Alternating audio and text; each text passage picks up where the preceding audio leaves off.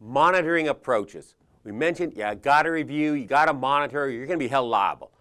So let's take a look at some of the quantitative data. You're going to be looking at vulnerabilities, what holes you have.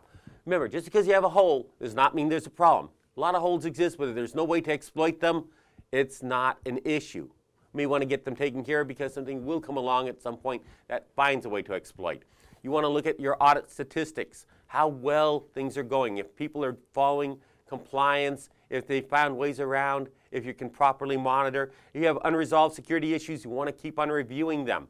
They should come up in each security meeting to say, have we found something for this? Has the industry found things? I think of holes in Windows. There are holes in Windows. It's riddled with holes. Every other OS is also riddled. Just for those of you who are a little sensitive about Microsoft, the Linux machines, the Unix ones, the Mac, lots of unresolved holes. You may not be aware your operating system looks like Swiss cheese. It does. Well, if no one has a way to exploit those vulnerabilities, they don't matter. I've had audits done. Here's some vulnerabilities. And someone's like, how do we fix this? I'm sorry, there is no fix for this yet. At least not directly. Do something else to fix it.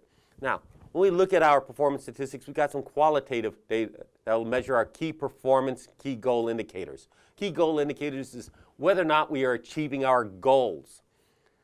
And classical example here is something like 5 nines, 99.999% uptime. Usually achieved through clustering, redundancy of services. We want to achieve that goal. Are we doing it? Maybe we achieve 4 nines, so we're 80% of the way there, if you want to look at it in terms of number of nines, or we're still a long way away. We have only 10% of the way there. We have 90% to close based upon the amount of uptime, or the amount of downtime we have to decrease. So take a look at it whichever way you like, but we're not achieving our goal, or maybe we are. That's goal indicators, whether or not we're achieving. Key performance indicators is how well the process is achieving the goal. It's not the same thing.